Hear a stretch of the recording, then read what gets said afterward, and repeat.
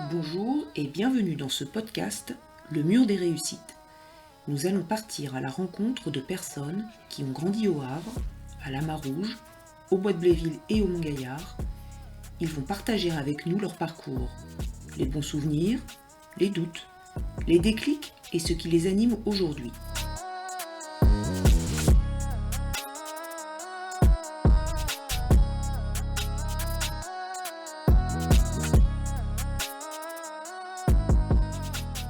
Je m'appelle Oran, j'ai 30 ans aujourd'hui. J'ai grandi au Bois de Bléville et aujourd'hui j'habite au Mont-Gaillard. C'est quoi vos souvenirs du Bois de Bléville? Des souvenirs d'une enfance heureuse quand même, quoi. Heureuse, mais beaucoup d'amis, chose qu'on a un peu moins aujourd'hui quand même. Après, si on peut qualifier économiquement, c'était pas toujours facile, quoi. Mais après, c'est pas la même époque qu'aujourd'hui, mais ça date pas de 50 ans, c'était il y a 10-15 ans. Mais à l'époque, on n'avait pas les mêmes moyens qu'aujourd'hui, quoi. Mon père, il a toujours travaillé, il a toujours bien gagné sa vie, mais on n'avait pas tout ce qu'on voulait dans notre jeunesse non plus. Et votre père, il faisait quoi comme... Il était maçon, Il était maçon. Et votre maman? au foyer. Au foyer, d'accord. Et vous avez des frères et sœurs? 2 petits frères. Donc- Je suis l'aîné de la famille. J'aurais bien voulu avoir un grand frère Ouais. sur lequel je peux me reposer. Ouais. Un grand frère qui nous guide, qui nous tient par la main, qui nous aide à grandir. Vous voyez, on n'a pas eu ça, nous. On a trouvé le chemin tout seul. Quand j'étais en 6e, il y avait le grand frère d'un de mes amis qu'on pouvait prendre d'exemple, parce qu'il faisait des études toujours, puis il faisait des bonnes études, il était bon à l'école.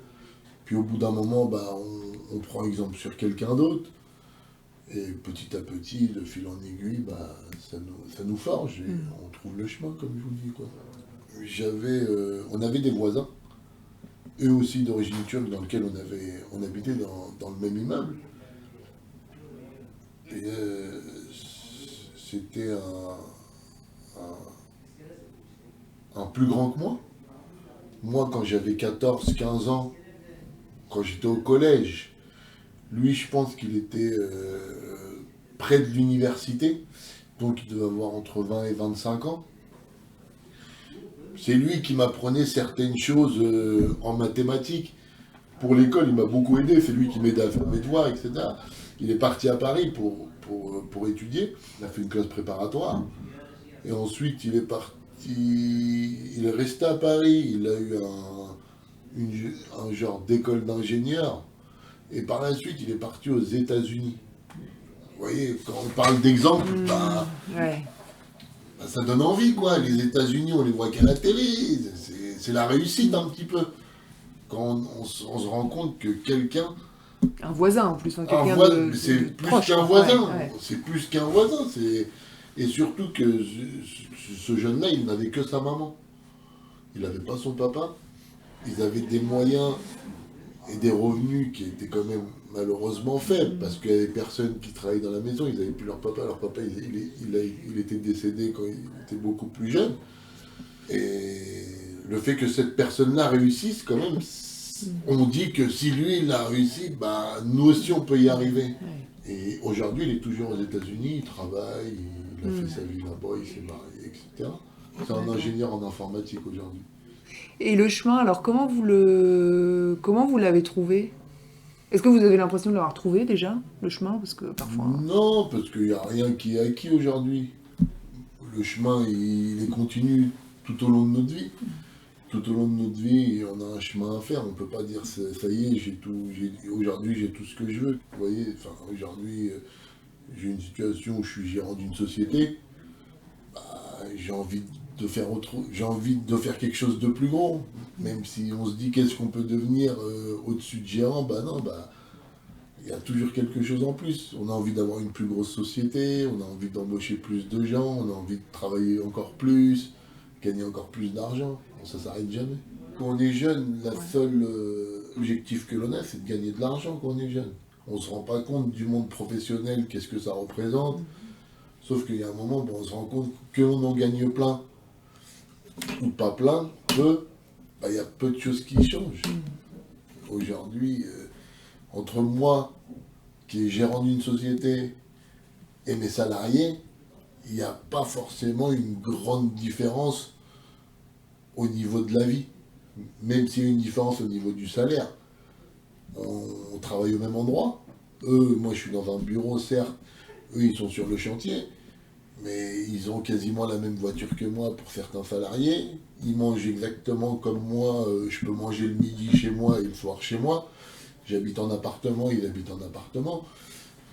J'ai toujours voulu être gérant, c'est marrant, mais j'ai toujours voulu avoir une boutique, un magasin, une entreprise. En fait, nous, moi quand j'étais au collège, j'avais une orientation à faire. Ouais. Comme je vous dis, le but primaire, c'était d'avoir un travail à la fin. Donc on a vu dans quel secteur on pouvait s'en sortir le mieux, où on pouvait bien gagner notre vie, bien honnêtement. Moi je suis d'origine turque. Et aujourd'hui, les Turcs, les Portugais, c'est des gens qui sont beaucoup dans le bâtiment. Et on s'est dit, grâce à nos origines, grâce au fait que mon père travaille dans le bâtiment, on va toujours réussir à être aidé par ces gens-là. Et on va se retrouver dans un milieu qui va nous connaître et qui va nous accepter quand même. Et c'était aussi un secteur où il y avait des sacrés débouchés. Après la troisième, au lycée, on commence à se dire, ça suffit l'école générale. Maintenant, il va falloir spécialiser dans un certain domaine. Il faut faire un choix. Dès qu'on sort de la troisième, qu'on fait ce choix-là, je crois. Donc, il faut quand même déjà y réfléchir et y penser, parce que malheureusement, qu'on ne prend pas la bonne orientation, on risque d'être un petit peu embêté, ou on risque de fermer certaines portes. C'est pour ça, moi, j'ai choisi de faire un bac général S, que j'ai pu obtenir, qui nous a ouvert une multitude de portes. Est-ce que vous pouvez nous redire justement votre parcours scolaire? J'étais à Jules Guesde, en primaire, donc toujours sur le secteur du Bois de Bléville, Montgaillard. Ensuite, j'ai fait mon collège à Jean Moulin, donc de la 6e à la 3e. Par la suite, avec l'obtention de mon brevet, je suis parti à Claude Monet, là où j'ai fait ma seconde, terminale, enfin seconde, première et terminale. Je l'ai fait à Claude Monet avec un bac S. Et par la suite, je me suis orienté vers un DUT, génie civil. Tout ça, ça s'est passé au Havre. Génie civil, c'est tout ce qui concerne le bâtiment.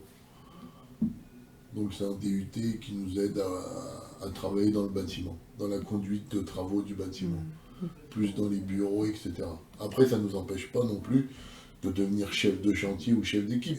J'ai toujours été bon élève. J'ai eu mon brevet avec une mention, bien ou très bien. Le lycée, ça a été un petit peu plus compliqué parce que on change de milieu.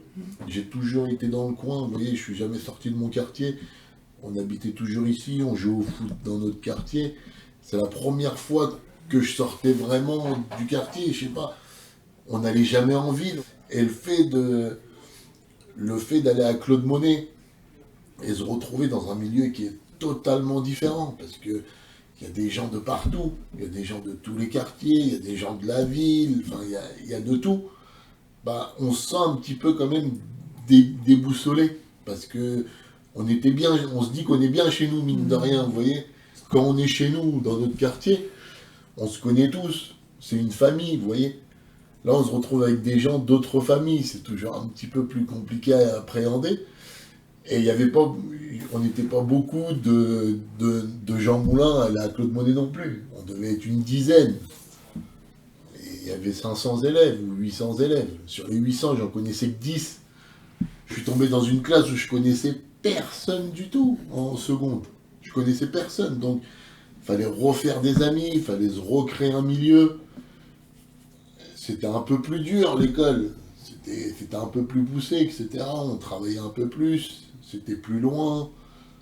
Et le temps de s'adapter, etc., ça a été la douche froide. Ouais. On me l'avait dit, on m'avait dit, ouais, le lycée, tu as moins, parce que je travaillais pas à l'école. Au collège, je travaillais pas, c'était un petit peu inné, c'était inné. On me disait, oui, au collège, tu vas m'en faire le malin, etc. Mais bon, je me dis, ouais, c'est ça, on verra, vous inquiétez pas.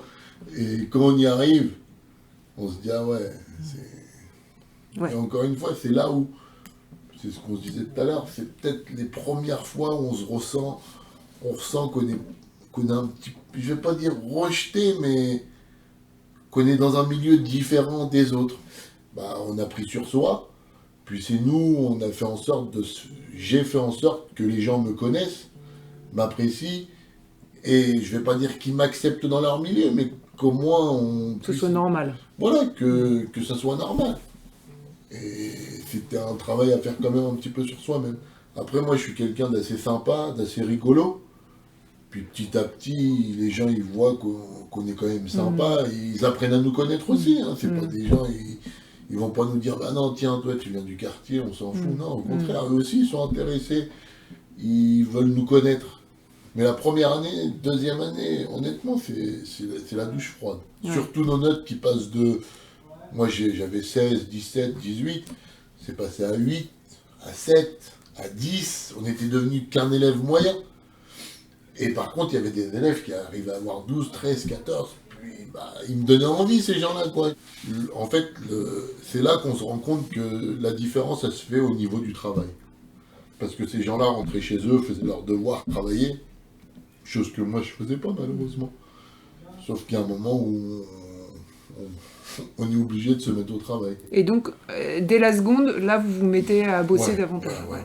Là, Ouais. là, on est dans le travail. Ouais. Et c'est le travail. Le travail. Mon père était maçon, mais j'avais une très forte pression de mes parents vis-à-vis des études. Moi, ça peut vous paraître choquant, mais je venais, je sais pas, j'étais content, moi. En primaire, il y avait des carrés verts, des croix vertes, des croix rouges et des carrés rouges, vous voyez.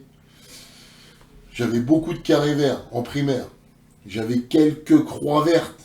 Je m'en rappelle, en primaire, on a quoi, 10 ans. Mon père qui me disputait parce que j'avais des croix vertes. Je me prenais une soufflante.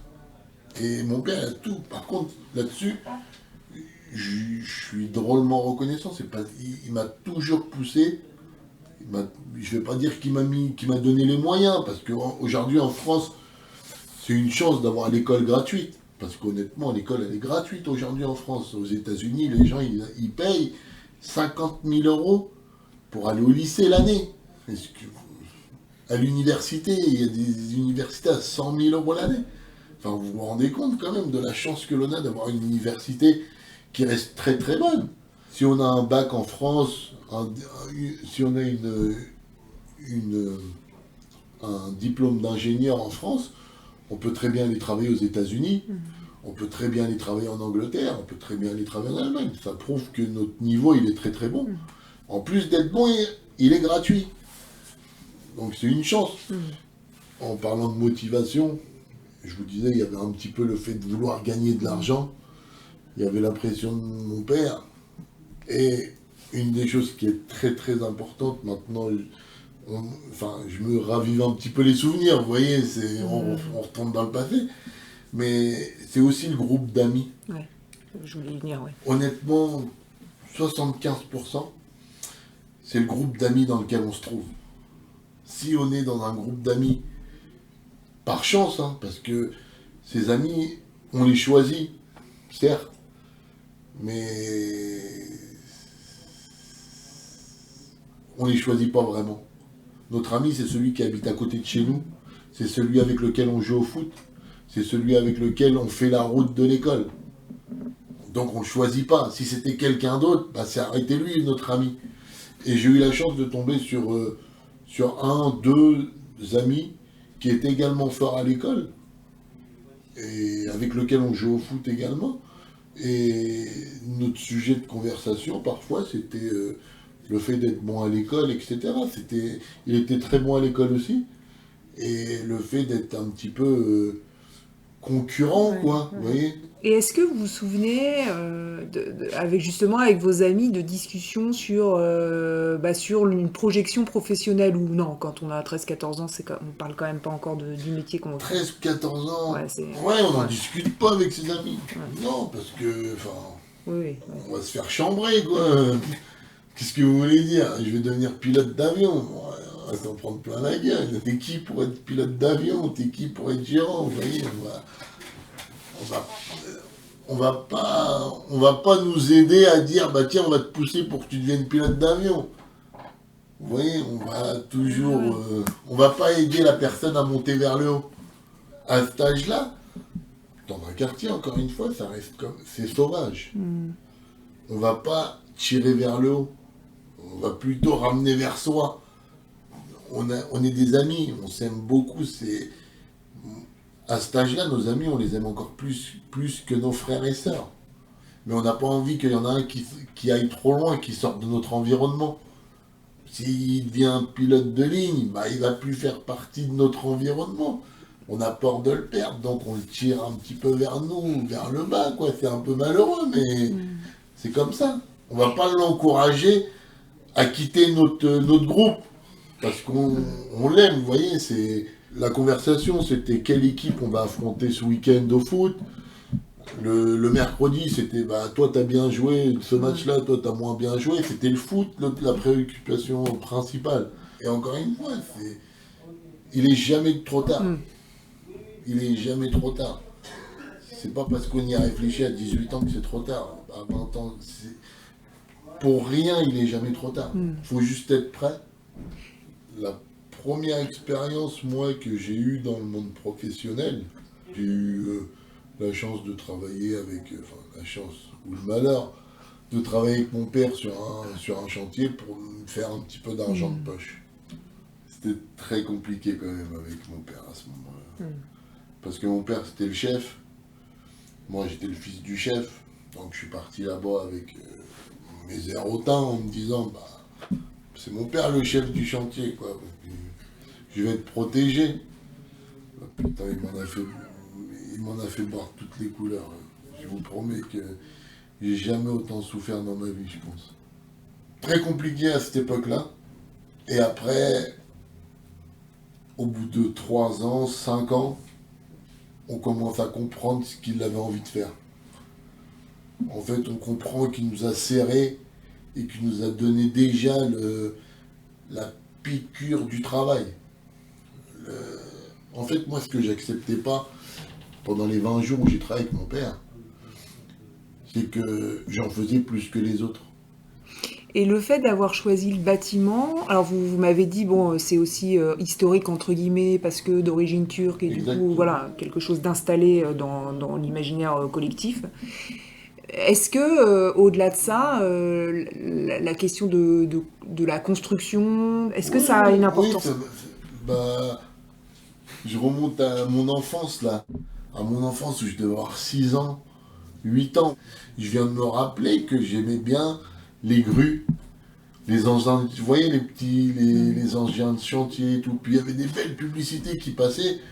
Sauf que moi, mon père, bah, avec un peu de chance, il m'achetait le jouet. Mais c'était jamais comme la pub. Parce que dans la pub, ils avaient mis le sable et tout, vous voyez. J'ai toujours été fasciné par ça. Maintenant que vous m'en parlez, oui.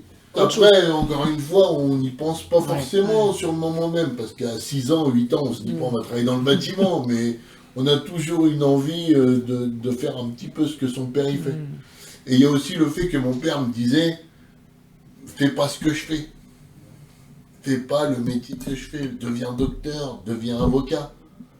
Puis j'y allais à son encontre, quoi. Nous, les règles, on a du mal à suivre les règles. C'est comme ça. Non, Des mais- moments de doute, quand vous étiez ado, il y en a eu? Des moments où on Oui, se dit, ah, j'en ai ras le bol, là. oui, un petit peu. On a des chaussures, notre ami, il en a des mieux, vous voyez. C'est pas grave, quoi. On fait avec. On fait avec, ça nous fortifie un petit peu. Oui, il y a des sacrés doutes. Il y a des sacrés doutes, surtout quand, je vous dis, on passe du collège au lycée, Ouais. où on est le meilleur élève, et on se retrouve parmi les moins bons peut-être, ou parmi les moyens. Derrière, il faut faire le choix aussi, après le bac, de quelle étude supérieure on fait. Et justement, on se rappelle de comment on avait galéré entre le collège et le lycée. On n'a pas envie de galérer autant entre le lycée et l'université, vous voyez. Moi, j'ai choisi le côté où je pensais que j'allais pouvoir réussir un DUT. Par contre, aujourd'hui, ça reste un regret. Je regrette d'avoir choisi l'option la plus simple. Je regrette de ne pas avoir fait une sorte de classe prépa ou une école d'ingénieur. Je regrette d'avoir arrêté à Bac+2 DUT génie civil. J'avais les compétences pour faire une classe préparatoire, une école de commerce, j'avais les compétences pour faire une école d'ingénieur. Mais bon... Pourquoi des regrets? Parce que finalement, vous avez souhaité créer votre entreprise, vous l'avez créée, qu'est-ce que ça vous aurait amené de plus? Qu'est-ce que ça m'aurait apporté de plus?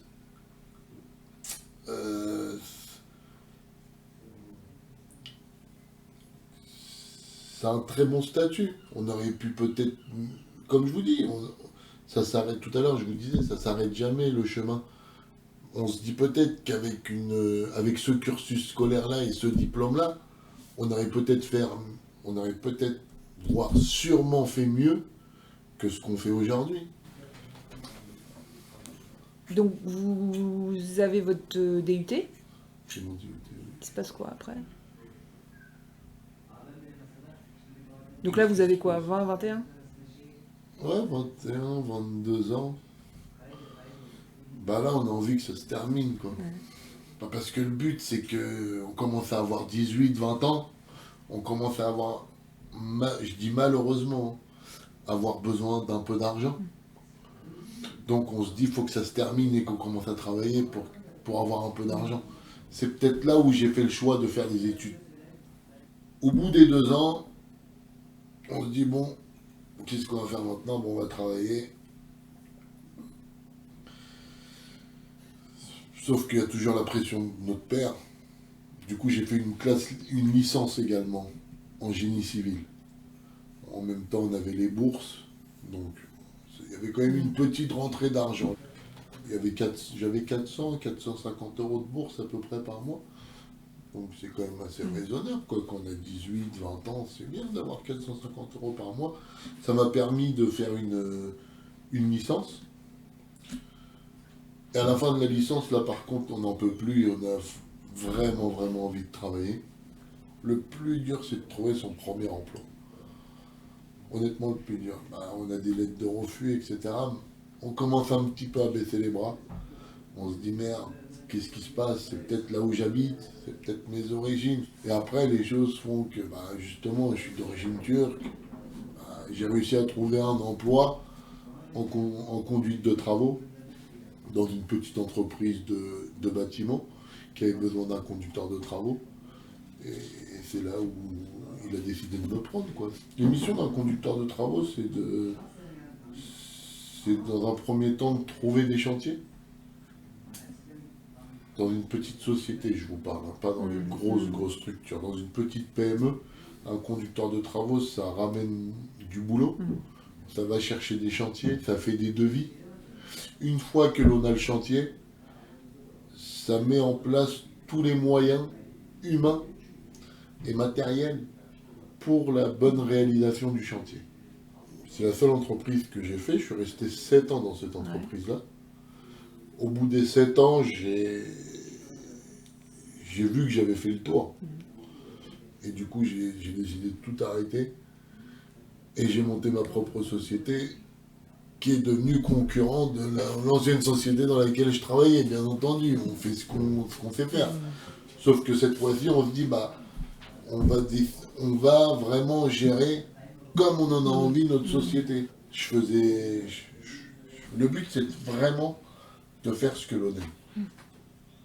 Si un jour j'aime plus ce que je fais, même si je gagne 10 000 euros par mois, j'arrêterai. Il faut faire ce qu'on aime. C'est quoi pour vous l'ambition? L'ambition, L'ambition, c'est d'avoir envie à des choses que l'on pense ne pas pouvoir obtenir.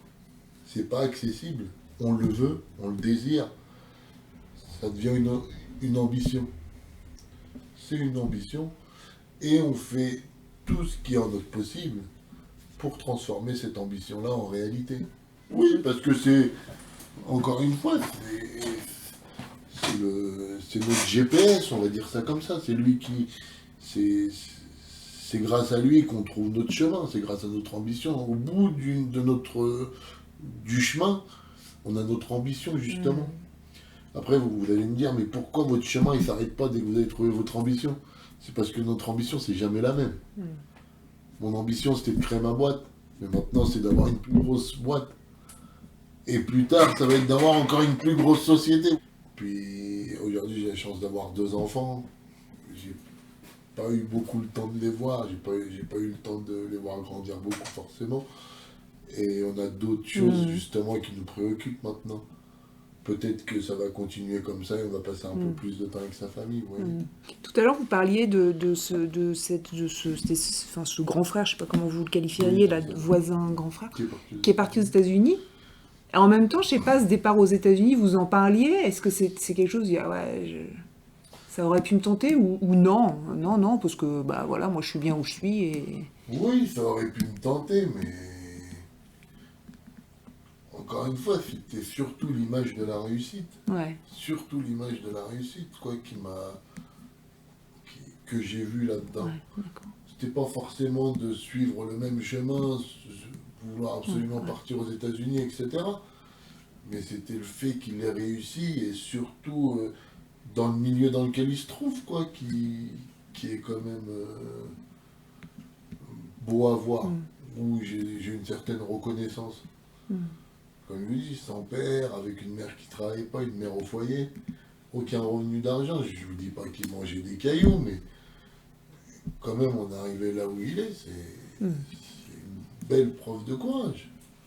Il aurait pu très bien prendre le chemin facile. À 18 ans, 19 ans, aller travailler dans un bar ou dans un hôtel pour plier des draps. Non, il a serré les dents. Il a dit, moi, je veux faire ça. Il a eu une ambition de devenir ingénieur, d'aller aux États-Unis pour travailler. Il a serré les dents.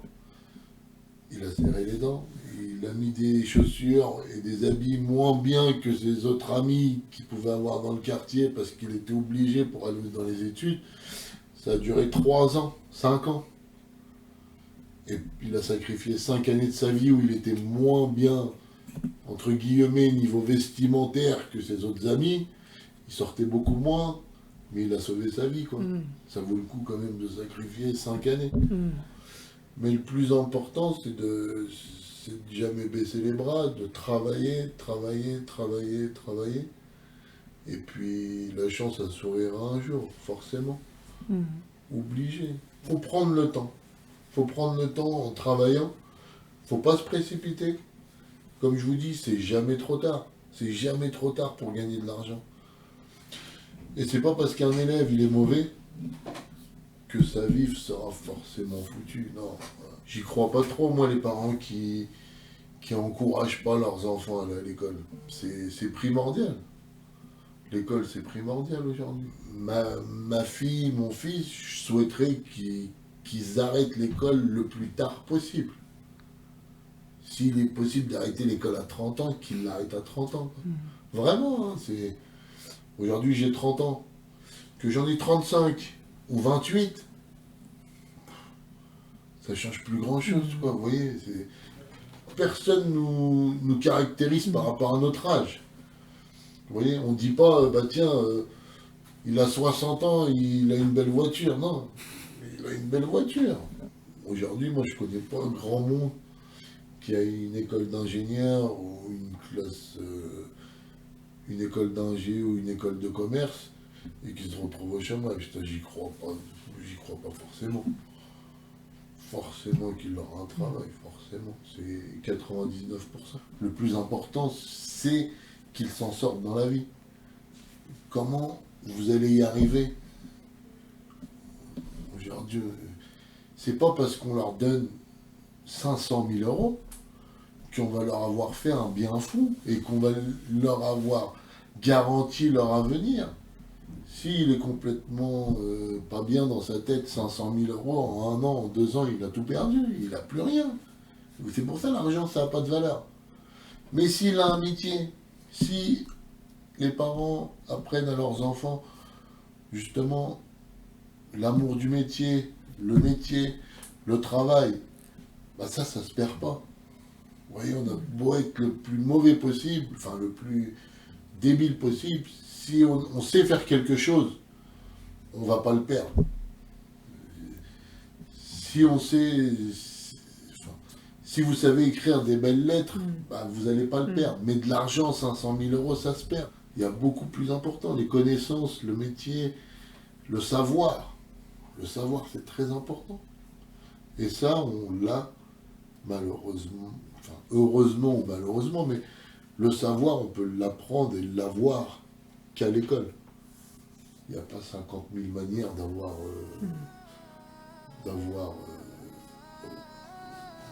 d'apprendre, quoi.